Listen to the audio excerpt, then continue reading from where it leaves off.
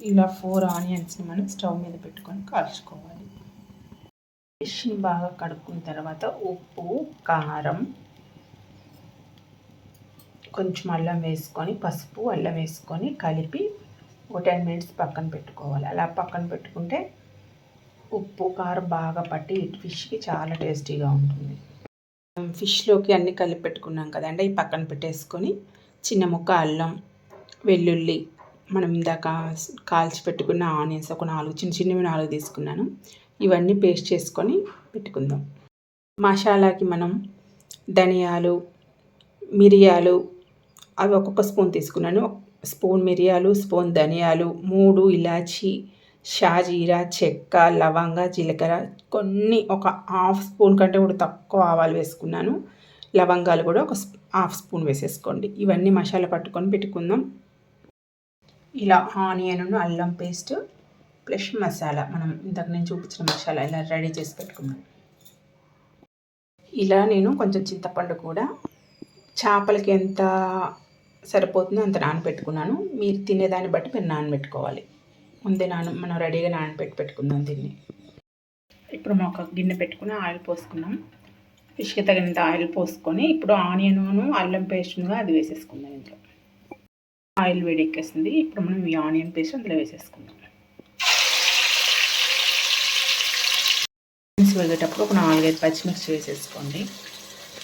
ఫిష్లోకి మనం వేసుకునేది కాకుండా మళ్ళీ ఈ ఆనియన్ ఈ పులుసులో కూడా మనం వేరేగా అన్నీ వేసేసుకుందాం. కొంచెం పసుపు వేసుకున్నాను, కారం అందులో వేసుకున్నాం, ఇందులో కూడా పులుసులో కూడా మనం కొంచెం వేసుకోవాలి.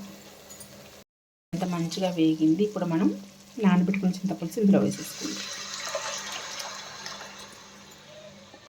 ఇప్పుడు మనకి ముక్కలు మునిగేంత వరకు పులుసు పోసుకొని బాగా మరగనిద్దాం దాన్ని. పులుసు మరిగేటప్పుడు మనం మెంతిపిండి వేసేసుకుందాం. నేను ఇంత ఒక స్పూన్ మెంతిపిండి వేస్తున్నాను.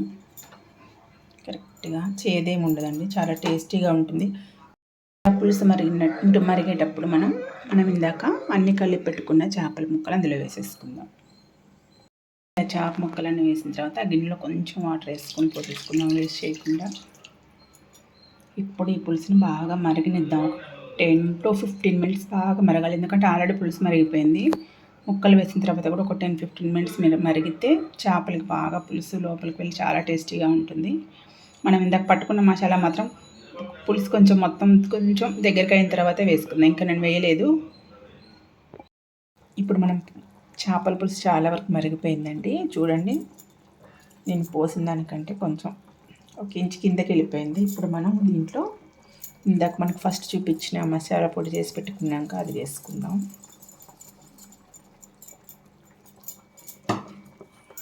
అది వేసుకొని కొంచెం కొత్తిమీర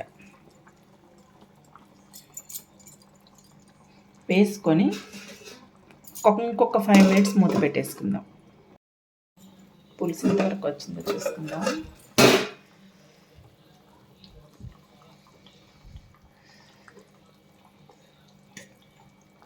ఓకే ఫ్రెండ్స్, ఇలా ఆయిల్ అంతా పైకి వచ్చింది కదా.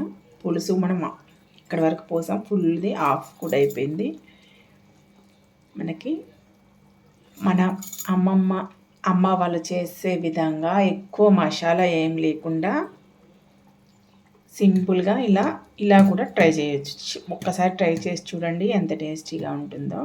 ట్రై చేసి చూసిన వాళ్ళు కామెంట్ చేయండి. నచ్చితే లైక్ చేయండి, సబ్స్క్రైబ్ చేయండి, ప్లీజ్ షేర్ చేయండి.